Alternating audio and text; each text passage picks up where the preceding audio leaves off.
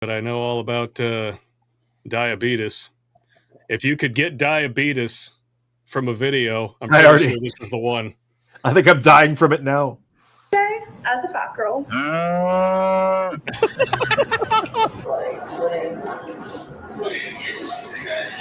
What is? Gold. Yeah. What in the motherfucker?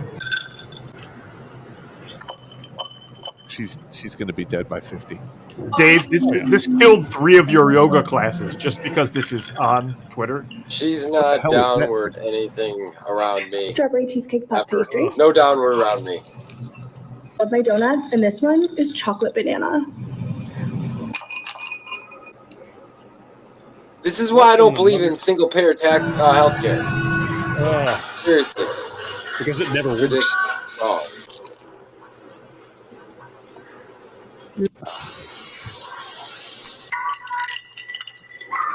God, this is disgusting. I can hear. Yeah, I'm having The terrible part is it really doesn't stop, and she means this. Yeah. This is really her. I can hear her getting fatter. Yes, I can. What in the mother?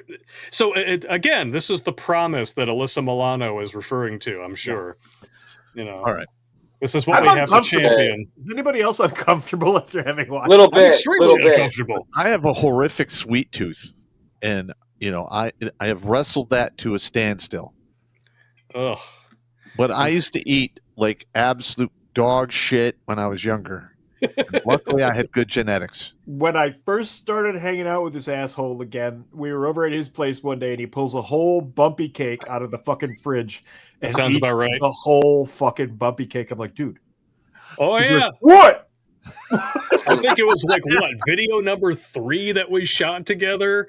He bought a bumpy cake for the birthday cake prop. That was his thing, was bumpy. And then it was just sitting there, and I was like, "Are you gonna throw it out?" He's like, "Oh, no, I'm gonna eat that whole thing."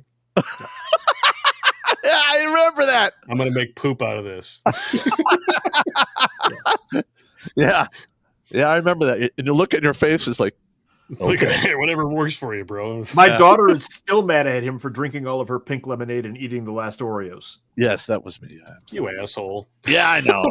That was 17 years ago. She's still mad at him. Yeah, she's still mad at me. Hey, let it never be said that women don't hold a grudge. This one day, I go over to Steve's. He was living in Rochester Hills. Yeah. And his daughter was like 15, 14. Yeah. And I walk in there, and she looks at me and him and goes, "Oh, great, my 2 gay dads are here." And I was like, "Oh my God, that was such a good burn." Dwarf was laughing so hard he almost fell down. Oh man. Yeah. It was a weird moment, but yeah. But it was hilarious and a solid burn. I think all of us have aged out on stupidity like this. Oh, look at this fatty. This lady. I am afraid that the conversation in the city of Boston has really gotten sort of that we've become a little bit desensitized to the conversation around safety. And I can tell you, I had a recent experience on a bike that has put me off of a bike for 2 months. I was heckled. Someone behind me said, "You better move, you fat B word," behind me while I was biking in an area that did not have a protected bike lane. And I do need to share that there's a lot of trauma that people that are riding on 2 wheels feel in the city. And as we're reaching summer months, blue bikes, other, people who are riding on their own 2-wheeled devices, they do get heckled. They are impacted by the conversations we have at the city council.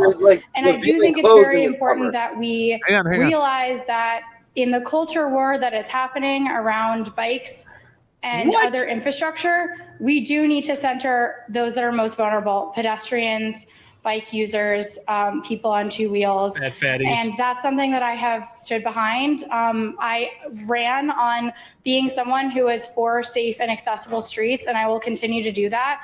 And if this is placed in my committee, I think we really need to have a nuanced conversation about who is vulnerable on the roads and how we can protect them. Hit pause, Blake, right there. Okay, see how small her hands are?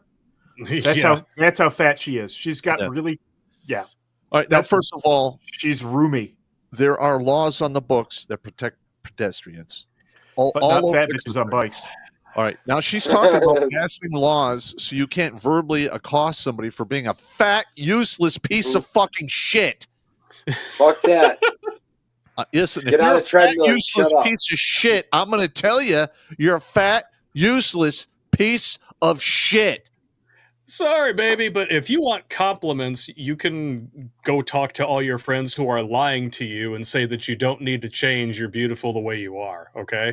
Mm-hmm. Out in the real world, if being called a fat bitch gives you trauma, I got news for you. Those people aren't bad people. You're just weak. Yes. And you shouldn't be in any leadership. No shit. This person is an elected official who is trying to pass legislation because someone called her fat.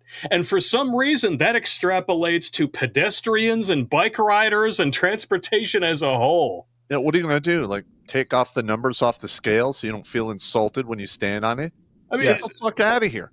There's a reason why these feminist power fantasies that Disney's trying to shoehorn into everything turn people off so much is because they're written by fat, can't understand normal thinkers like her. Or male and you feminists. Can't take them seriously. Or the male feminists who go along thinking they're going to break off a piece of punani. Oh, shit, man. Women in elected office go together like fat positivity activists in a salad bar. Now, hang on. Margaret Thatcher was a vile fucking warmongering bitch. Exactly. And that's why when they're like, well, women would just work things out, they wouldn't declare war. Bullshit. No, Margaret Thatcher was a fucking beast, and I have nothing but respect for that crazy bitch. Yeah. Well, I mean, as long as we know what you're into, Hog Slayer. Watch Grunt Speak live every Tuesday and Thursday at 8 p.m. Eastern. And if you want to join Pop for Supporter Sundays, go to redonkulous.com/donate and make a monthly pledge. A link is in the Meat Caser box.